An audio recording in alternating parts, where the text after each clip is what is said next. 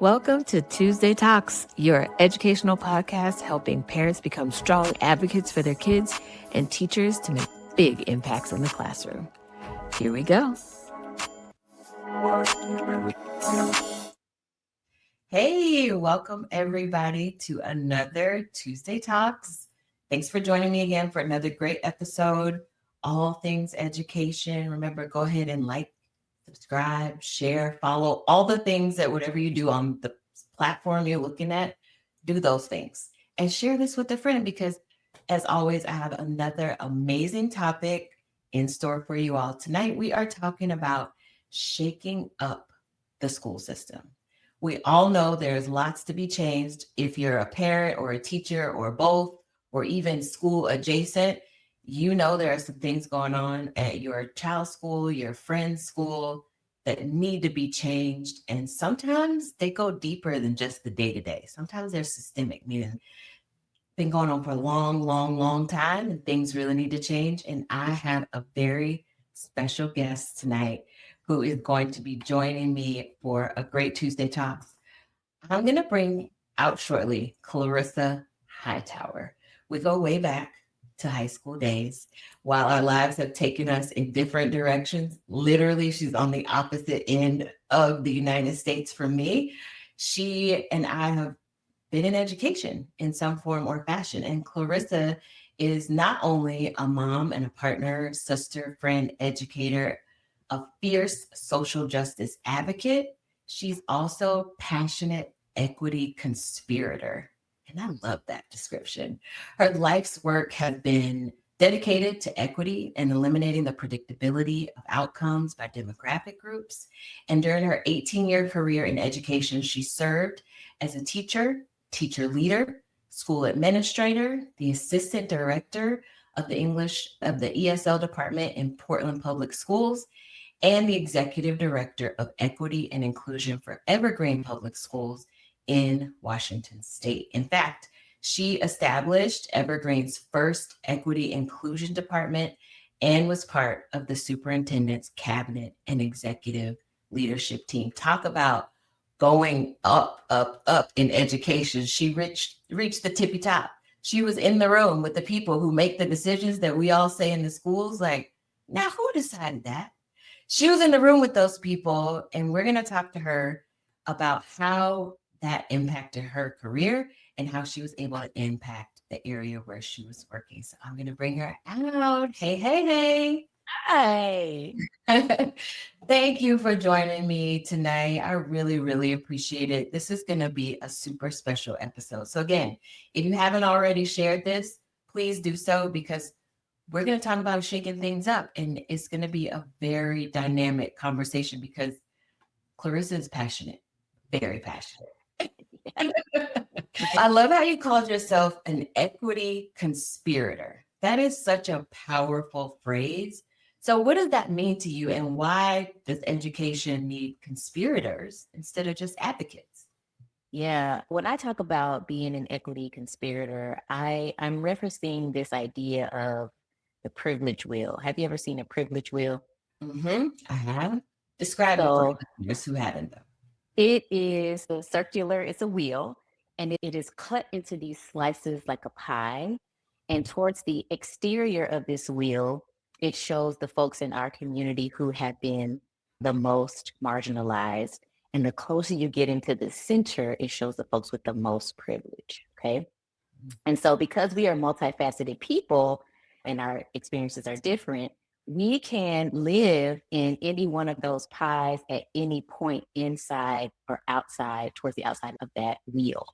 Instead of focusing, for me, when I'm as a conspirator, I focus on the aspects of my life that are closer to the center. And I use those to be able to advocate for those who have been marginalized in those rooms where they may not be as welcomed, as invited, as accessible. I'm in there. And so I use those elements of my privilege to advocate. When I say conspire, I have to, there's two parts to it. So I have the privilege, but sometimes, not sometimes, usually with that privilege comes some ignorance because it is not your life experience. So for example, I do not identify as a person who has any invisible or visible disabilities. So that means I don't have that life experience. So if I'm going to be in a space where I'm advocating for folks who do have that life experience, I want to use my privilege, but I also want to be educated about it. So I stay in community with folks who that is their experience. I do my own research. I read so that when I'm in the space, I'm fully prepared to advocate properly. And when decisions are being made, I can be like, let me ask you a question. How would that decision impact this particular group of people? And just make people pause and think. And of course, if they themselves have not done the research or spent the time, they don't know. So I got to tell them. And I know you don't mind doing that.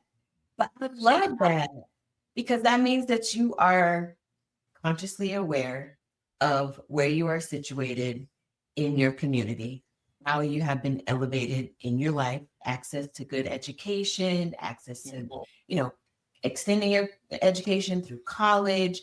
And you recognize that as something that not everyone has access to. And that is indeed what gives you privilege. I've heard a few people say, you know, well, I'm Black, I don't have privilege. Like my skin color takes that away. Like there's only white privilege because that's what we hear out in the world, right? Is white privilege. But there's privilege that comes with your economic status, your educational level, your access to things, your access to just be able to get to a grocery store that has fresh fruits and vegetables versus everything is processed and prepackaged. There are food deserts. So that privilege looks many different ways. And so I love that you consciously decided to tap into communities and groups outside of your lived experiences to say, let me get more in touch with what those needs are so I can better understand. And then I can represent them better when I use my privilege to be in the room with the decision makers. That is amazing.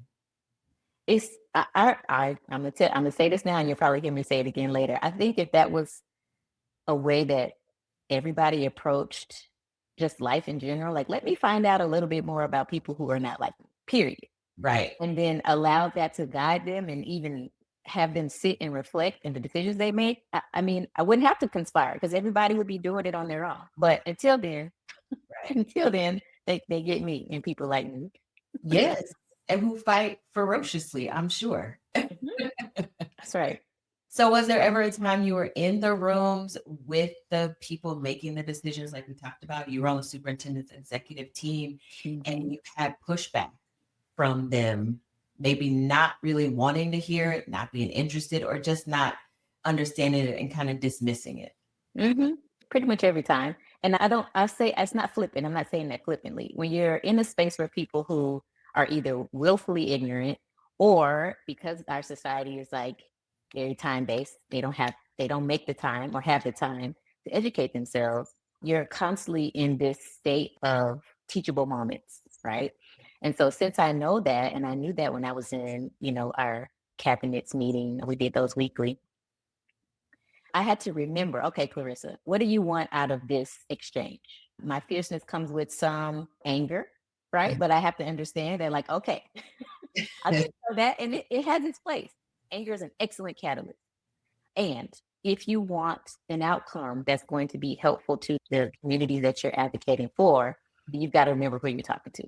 And so, what I would do is I know at that level what they want. So, and that sounds like I'm saying like they and us and them, but no, hear me out. Right. At those levels of a school district, when you're in the room with people who are very outcomes based, but only in a way that would make them look good, you have to use data and research to start. You don't have to stay there, but you have to use it to start an idea. So there's two sides, if you will, to leadership that I have found. There's the technical side, which includes the data, the research, and books, that kind of thing. And then there's the adaptive or responsive side, and that's the human connection. So I start with the technical. It's like, okay, you're saying to me that what's not important is that we focus on this particular group. So I'll give you an example. As the executive director of equity in Evergreen, we had a small population of Pacific Islander students. they did not represent a huge part of our population, but across all of our schools, they were having a similar experience, which was not positive. They were not thriving in our schools. Okay. So, of course, when I see that in the data is collected via standardized tests, which don't even get me started on that. Um, that's the data we bring. And that's what right now is what they care about. So I'm like, okay, so you're telling me that this is not a provocation, that year after year, over 20 years, we look at our data and every year we see that our Pacific Islander students are not thriving. And you're telling me that we're not going to look into it. We're just going to ignore it. Help me understand why that's okay. And do something for me. Right. Take your child's name, take your child's name and insert it where you see Pacific Islander on this chart and where Right. this line is below all the other students and tell me you wouldn't be in here trying to figure out what's going on. Right. Right. So I take the technical, right? Here's the data. And then I take the personal and I connect it. If this was your child, would you not want us to look into it? I didn't say we're racist. I didn't say any of that. I said it's a provocation to look into why this is happening so Yes. that we can make that's a systemic thing because none of us were here 25 years ago when these numbers were the same. That's So right. you have to use both to intrigue, people, meet them where they are, and then do the heart prick to get them to be like, wow, okay, Klarissa, go ahead with your program to see out. Thank you. Thank you. I like the way you said that because schools they speak data. That's what they want Right. to see. They want to see data. And so if you can grasp their attention, intrigue them through that, you have to know the rules to play the game, right? You So got it. you learn that rule, then you're able to now get their attention and then insert the message that you originally intended because you really wanted to come into the room, sit at the table, and be like, listen, we got a problem and we need to do this, and this to solve the problem. But that qualitative piece is not what they hear. They don't hear the words, they hear the quantitative piece. They want to see numbers, and we all know we spoke to standardized test scores. We can talk about grades. The numbers always have a story behind them. Just rely on the numbers. We're not really super sure that we're focusing on the right issue to create a solution to that problem. So being able to speak their language, I'm sure that perked their ears up. And then you have the cachet, as some people say, to now come in and maybe next time not give so much data as you start because now they know you came in with a data driven mindset. So now whatever you're speaking, they feel like has been informed by some data. So now maybe you don't have to do such a deep dive because you've established yourself as the person who can speak their language. And that is true in any industry. Mm-hmm. You're talking to engineers, you're talking to architects. Once they feel like, oh, okay, this person is speaking my language, okay, now they have the credibility. Now I see their knowledge base. Now I can recognize their experience. So I like the way that you did that because that really solidified your seat at the table, quite literally. Mm-hmm. You got it. You got it. And yes, do we wish we didn't have to shapeshift like that? And of course, but my original statement stands. What is the outcome that I want? I did sign up for the job, right? I knew what I was signing up for and who with. So I had to bring all my tools and strategies to get the outcomes I wanted for the students in that period. I love that. And speaking about some challenges in the school, I know that you've seen inequity at every level. So where do you think the school system is the most broken? And where do we even need to start as we talk about shaking things up? Ooh, you know what? I had for me, I'm going to say based on my experience, I think that middle school aged kids and the middle school, that is where we should start. Right. So hear me out. I was an associate principal at a middle school, but I also had my own child at middle age. You remember what that's like. So if you think about, even if you look across the country in general, when you start to see attendance tank, when you start to see discipline occurrences increase, that happens in middle school ages, right? And I personally feel like the way we do school, also we could talk about that, needs to change drastically.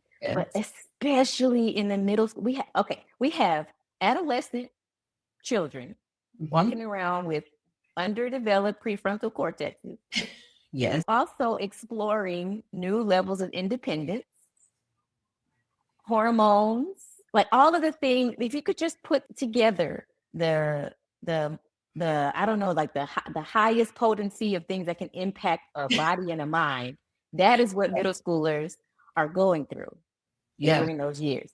And instead of taking, in my opinion, taking advantage of the fact that they're in this exploratory part of their life and taking away some of the boxes that middle school pushes them into, in my opinion, instead of doing that, instead of relieving them of that, we make them tighter. I think that is what is causing the students to behave or not perform in the ways that I know that they can. If you sit and talk to a middle schooler one on one, well, you got to have thick skin because they're going to tell you like all the things. But it's an Right. acquired taste, but I love middle school. But if you sit with a middle school age student and talk with them just about this, even if it's academics or social emotional learning, you may not call it that, but just their interactions with their peers, they can be they're intelligent kids, right? They're gonna tell you some things and about their life experiences. They know how they connect. But when it's time to make the decision because of what's happening with them biologically, if you will, sometimes it didn't always get there. But if you take, so for me, if I had to put a dream like situation together for middle school, half of the curriculum, if you will, the time we spend with kids Hmm. would be social emotional learning Love it. and dignity, right? You need to understand like what's going on with you and how you interact with others or interpersonal, all of that, Yeah. individual. And then the other half is exploratory learning. So engaging them through their interests academically. Yep. Because when you ask a student why they don't go to class, why they didn't come to school, number one, you could probably repeat it. What you think the number one answer is from a student? Why they don't come to class and why they don't go to school? I'm bored. Like, It's boring. I'm saying it's boring. And as an adult, you're looking at them like if you at least you get to go to school and you got all these reasons why, and they looking at you like, yeah, and it's still boring. It's still boring. yeah. Yes, be thankful I get to go to school and then they said, but if you had to sit in these classes that I had to sit in, you would see what I see. And so that is a space of huge, in my opinion, of huge improvement. If we could just revamp what our middle school age kids are going through, because then we prepare them for that high school experience where a little more development appears happening, but they have now a 4-year time period between learning really deeply about themselves and others and then planning for their future and how those things actually interact and are impactful after they leave this institution of education. But we miss that whole opportunity. And then we wonder like why we need all these freshman programs and why when we get to senior year, kids may graduate but are not prepared for the world. It's like, are y'all looking at the same? Are y'all, what do you mean? What do you mean? That Exactly. was long winded, but I'm so passionate about that middle school age area. A lot of people don't like it. It is an acquired taste. But if we took advantage of that opportunity in our youth's lives, it could have such impacts for them as young adults.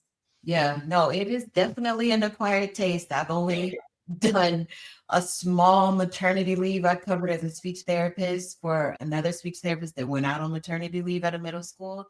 And Mm. while I wanted her to bond with her new baby, I wanted her to come back on Yeah. the exact day that she told me she was coming back because that was an intense 8 weeks. Oh my gosh. They are just, like you said, changing hormones. They think, of course, everybody, they think they know everything. All the things.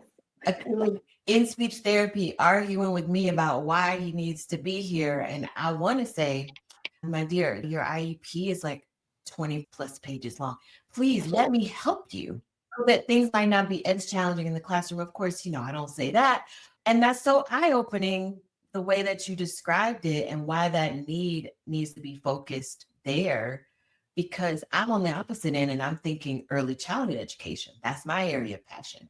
We got to get them when they're little. That's fertile ground. They're like 3 and 4 years old. We get to shape and mold them. And also at the same time, the parents too. This is how you need to be involved with school and they carry that on with them. But I definitely see the need for that at the middle school level as well, because it is very challenging. And when the kids are there and it's challenging for them, they can in turn become a challenge in the classroom. 100%. I have teachers who are like, and I'm out. Yeah. Yes. And that is the cycle. The turnover for teachers in middle school is a lot higher. And it is because of that. But like I said, it's because we're trying to force a structure on students that doesn't work for them. And there's data and there's all these things that show that, and we're just like, they only be there for 3 years. It'll be okay. I think that has shown itself in the way that now parents are seeking out different methods of schooling for their kids. I have friends who have maybe decided to homeschool. I have friends who have gone through the process of school choice and using state funds to be able to send their kid to a better school. And most times when I ask them, what makes this other school better? Maybe it's aesthetically more, it's just a nicer, newer school. But a lot of times what they describe is, well, my kid gets to study about insert whatever their personal interests are. They get to explore that. They get to take a class about this that's outside of your traditional reading, writing, arithmetic, like they used to say. And that is the part. It's the performing arts school that I put my child in the lottery system for, to see if they could get there, because really they're musically inclined and they're fit into this box at school where they get music whenever that rotation comes around for them to have music. And so they want to seek out a school that helps feed their kids' interest. So I think there's such amazing points there to what you were just sharing about it's boring for kids, but we're stuck in this mindset that it has to look this way and it has to be regimented. I just was talking to a friend today and she's talking about her, I think, fourth or fifth grade kid. And she's like, yeah, he's working on algebraic equations. And in my mind, I'm like, dang, is Uriah working on algebra in the fifth grade? And then I was like, no, he's not.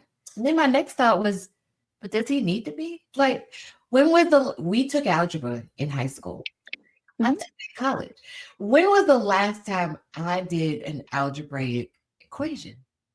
You talk to so many people who are like, I learned all that stuff and never used it again. What is the purpose of what I'm in this class for?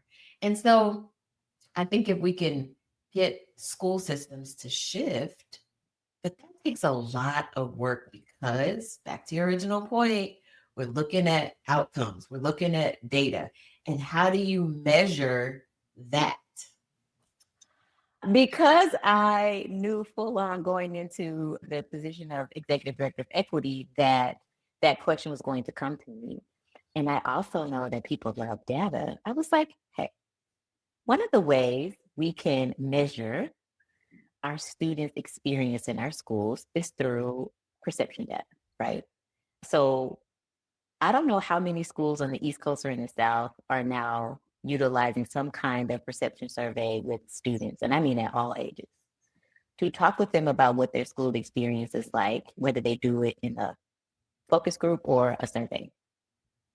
But you definitely can't change or influence something that you don't have data on, that you don't have a baseline for, if you will. Right. What will happen is because that is on the adaptive or responsive side, folks are like, well, how am I supposed to, like, I can't make a child be happy at school, right? But so I said, well, I haven't asked you to do that. What I'm asking you to do is make sure you pick quality questions, but ask students questions about their experience so that you can tailor their environment to positively impact their experience. In a district where they want to see, numbers go up, if you will. Yeah. I'm like, okay, so let's create a baseline. Because they didn't have one. They Yeah. knew that there were parents who complained about their student experience, and they knew that there were students that, when given the right support, would vocalize, right, their experience when it was negative. They knew that was happening. But for them, it felt like these one-offs. Mm-hmm. right? It's like, oh, that's just their experience. Okay, so let's test that. Let's do a survey, and we use the particular platform. You can there's so many ways to collect it, but we used from third grade, Mm-hmm. right? So the age you should be able to read to learn, third to 12, and we gave a perception survey where students told us about their experience. I mean, whether they belong in their classroom, in their school, whether they felt like their teacher cared about them, whether their learning was relevant and applicable, all the things that I'm going to say an excellent, well seasoned teacher would love to get their hands on and be like, yeah, so how can I use this? So, okay.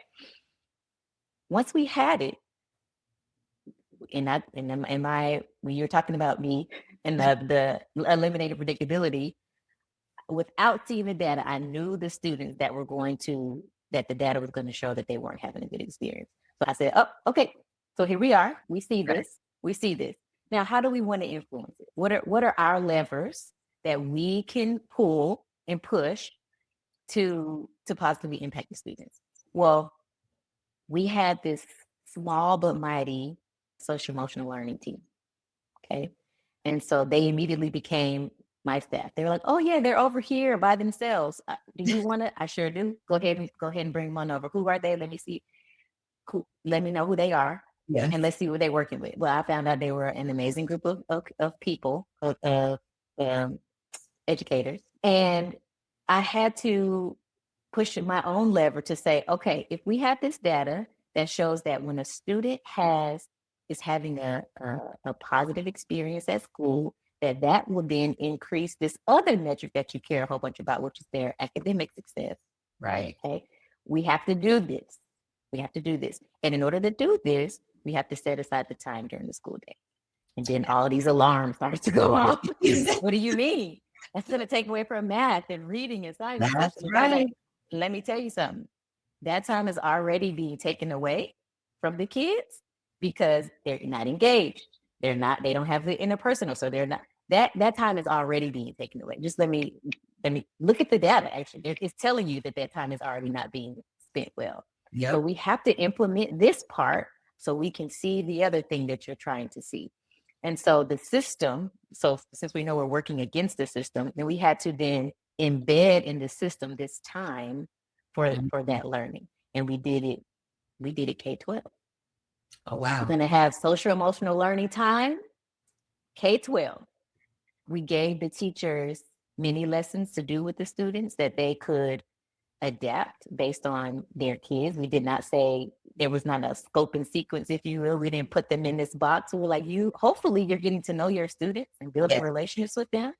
And you can take this lesson, this curriculum that we've given you, and you can adapt it for them.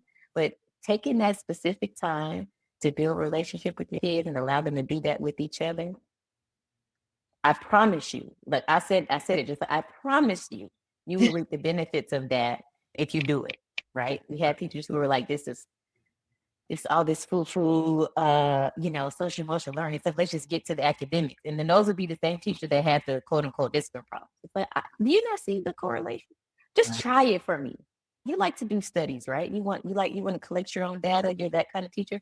Do this study for me. Try these lessons for 3 months and tell me you don't have a decrease in the discipline problem that you are naming. And if you don't, come back to me and let's talk about it. Right. You know how many teachers came back to me? Zero. Zero teachers said, okay, all right, I don't want to do this because I don't see the impact.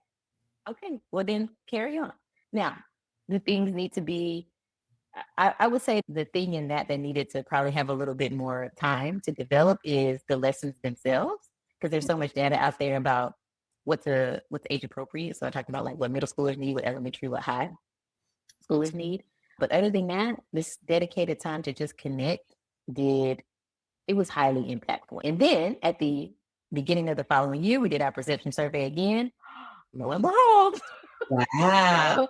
those numbers go up, right? And so now, again, it's a dance, right? But the results for me are worth the uncomfortable conversations I have to have with people about their perception of school and kids and what they should and shouldn't be doing. It's like, all right, well, Meet me on the other side after we've done this, and then let's have another conversation. Yeah. I love that you all took into consideration the time, because we've done episodes on here when Val was with me, time in school, the pacing guide that teachers are put on to get X amount taught in X amount of time, and everything is squeezed in so much. So for you to give teachers the tools to kind of chart their own course within the SEL realm, I think was really important, because you're giving teachers the ability to use what they know about their students in their class to make adjustments to this framework, not a script to read to students, because teachers have gone on, they've gotten a higher education. So you should be able to take this framework and then develop it into something that's very specific for your class. And I think you can hook teachers in that are on that fence, like, I don't have time for this. You want me to look into this, and I gotta get through this standard or this strand of the standard before this date. And I think that can get some buy-in from them to at least try it out. And like you said, you set a 3-month time period on it to say, give it a try, show them how they can fit this into their day, and then you see the results. So was the district open to continuing that? Yes, the district was, and I say, you hear my hesitation. The district was open to continuing that, but in both Oregon and Washington, we have very strong and needed teachers unions. And so the teachers union was not necessarily on board with continuing in it, because this is probably not written down anywhere. But what I will say the reasoning was is because there were more teachers who felt like they would rather spend the time on the academics and deal with the discipline problems than to have to sit, because it was an uncomfortable space for them to live in.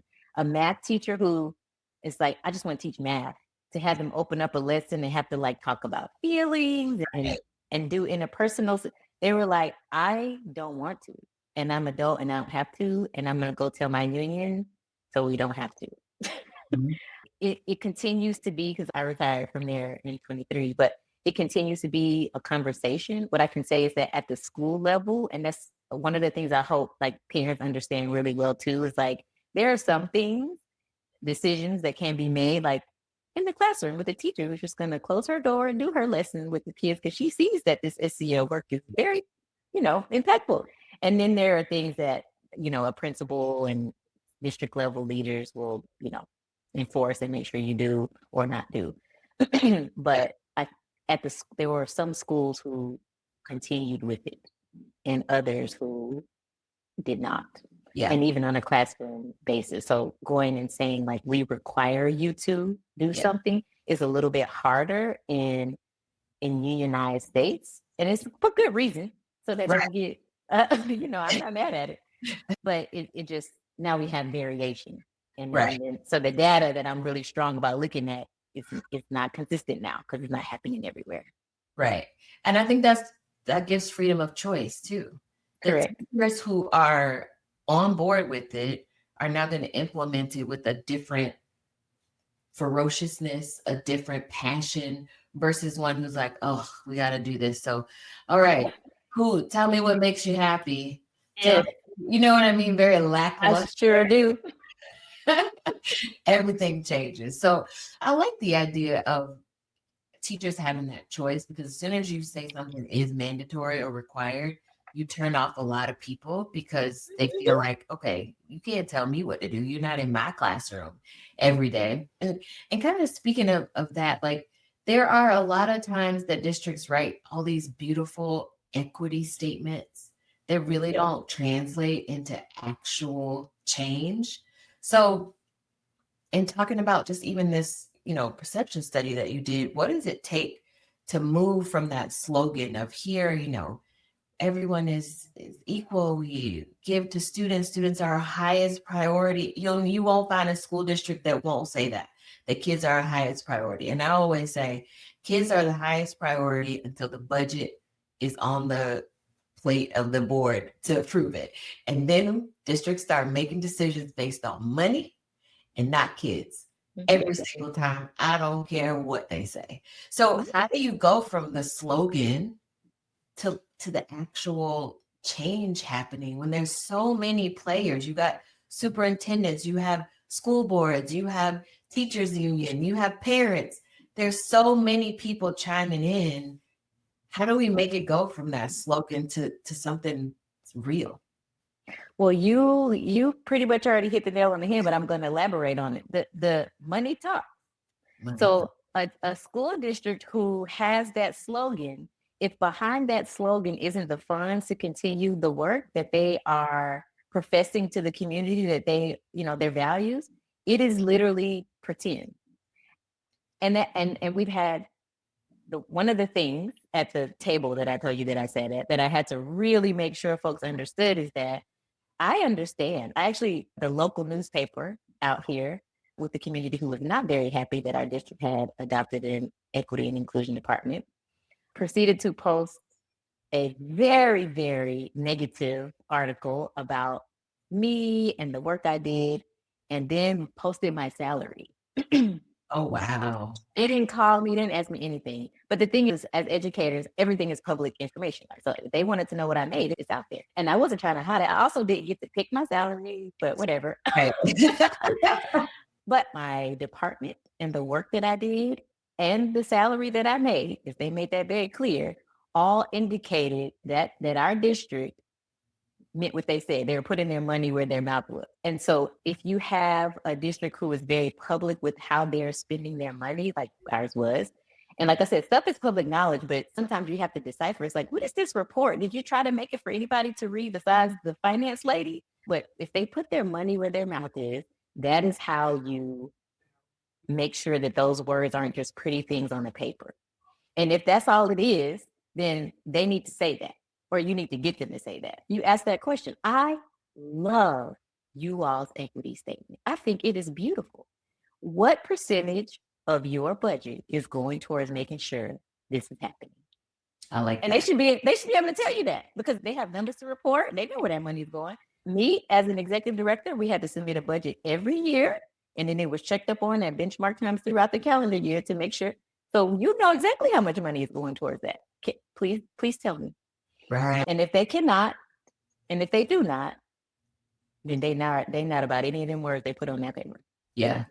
I like that. Show me how you are making this statement, your mission, your equity statement.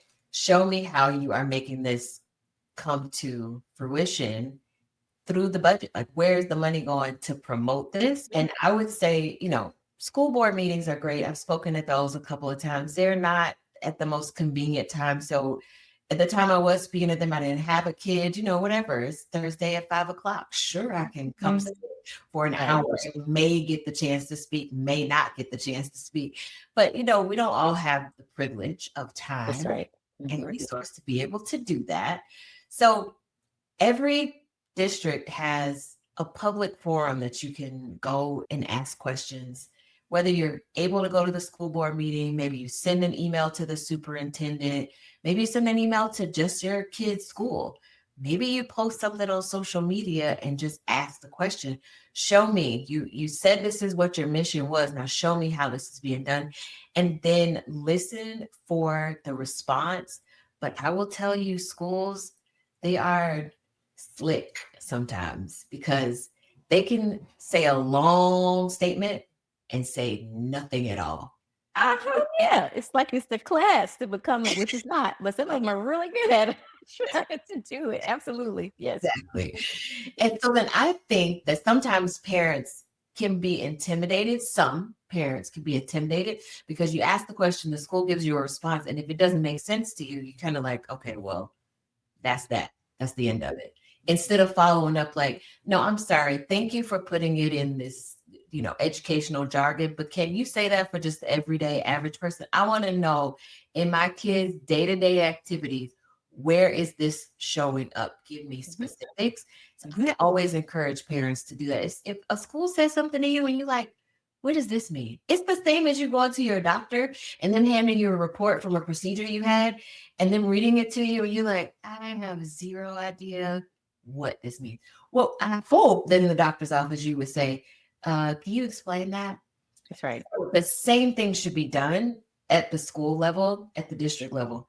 Thank you for putting together this nice memo and you sent it out and all the parents got it. But what does this actually mean? Hold their feet to the fire so that they can give you very concrete answers and not a bunch of fluff that really it means nothing. Does that make sense? It totally does. And I would take it even a step further. And if you think about who the actual, if you want to think of school system as a business, which some people do, the customer is a student. So if the student doesn't, if a student cannot articulate to you in their whatever grade level, even if it's kindergarten, and maybe you don't ask them, how does the school's budget represent it? But if you can't explain it to the very people that you are implementing these things for, then it is not appropriate. If once you're not doing it, or you're not using the correct language. And then it can tell you, it's like, are you intentionally trying to make sure we can understand it? Right. So in your you have a comms department at a school district who writes at the 12th grade level, everything they put out, they're doing it on purpose. Oh, yeah.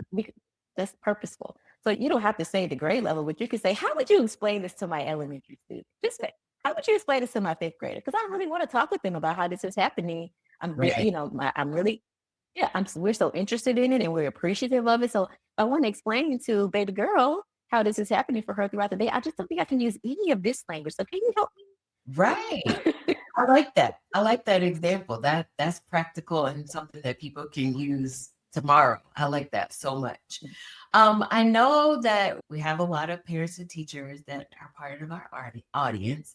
What is one kind of radical but practical step that they could take to push their school towards real equity? We're here at the top of the 25-26 school year.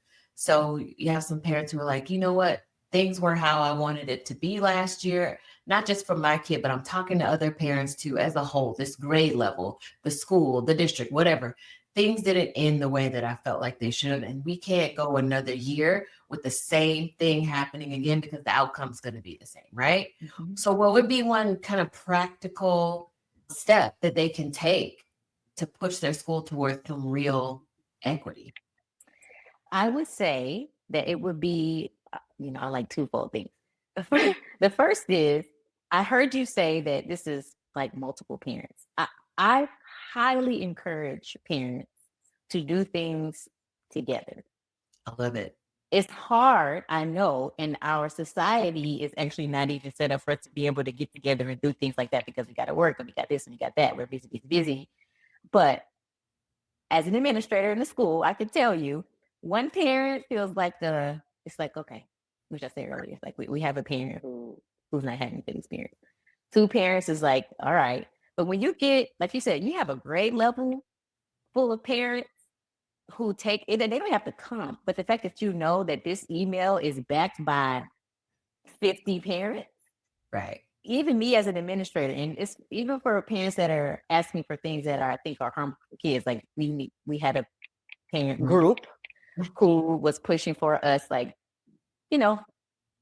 putting the 10 Commandments up on the wall.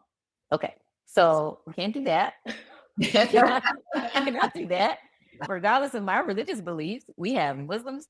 Y'all need to explain to you why we can't do that. But the urgency to respond to the parent group and make sure that that parent group felt like their needs were heard and a solution was found was very high because of the number of parents that were requesting it. Mm-hmm. And so that is always my first thing. And I almost hesitate to say it because unfortunately, the folks who are trying to put things in front of our kids that I feel like will be harmful have this down pat. They get together in large groups, show up, put on pressure, make a lot of noise. I would love it if I could see that for some of the things that we've talked about here today, but it's just, right. That's not what I see. That's what I say. I don't see it yet. Yeah. I don't see it yet.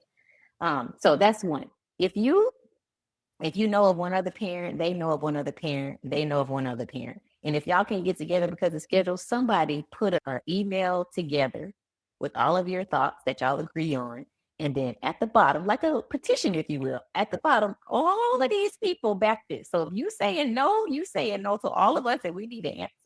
Or if you're saying yes, you have all these people to collaborate with to make sure it's something that's going to work. Right. I like to think of it in the second way because that's what it turns into. It's like, okay, I want to do this, but I'm not actually sure how. Be willing to collaborate to do it together. The other piece is that if something that you're asking for has data, find it and use that as the catalyst. Like I said earlier, anger can be a catalyst. You don't need data for that. Well, sometimes it's a different kind of data. But so can this idea of, don't you want our school to be like the school that everybody wants to come to? Don't you want our outcomes to be, as an associate principal of a school, yeah, I do want that. I want it for our community, for our students. And so if you're telling me something you're suggesting is going to increase outcomes for our kids, I want to hear about it. I do want to hear about it. So I would do both of those things for sure. The third thing is that you might actually have to collaborate with parents that you're not used to talking with. So reaching across difference, because I can assure you that there's a parent that maybe you don't talk to and they might be out of pocket on some other stuff, but y'all might actually agree on this one thing. I like that.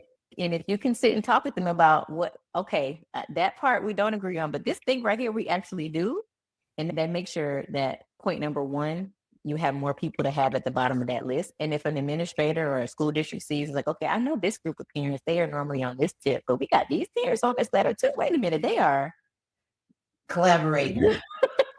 they're getting together. Right. Okay. And then it actually makes it easier for an administrator to attempt to implement something like that, because a lot of the hesitancy behind administrators who, I'm not going to say who are scared, but who just are like, I'm not sure if I want to touch this with a 10-foot pole because it's going to divide it's going to be divisive. It's like, no, because people on this, ask across all of these walks of life, ages, beliefs, this is something that we might be able to do. And sometimes that third piece is harder because you got to go and be in an uncomfortable space to find that out, to find where the similarities are. Yeah. I love those. I love each of those points. And as you were talking, I'm thinking of parents that I've talked to before, and I'm like, you just need to do this. Go to the principal, say this, write your email. And they're hesitant because they don't want to become that parent. Mm-hmm. They don't want to be labeled that parent. And what I always say to them is, that parent that you don't want to be like is getting things done for their child at that school. Guaranteed. So be your version of that parent, because they're getting their questions answered. They're getting some of their demands met, and you're not. Take the step forward to getting together. Like you said, collaborating. I like how you put it. Reaching across differences. I like the way you put that.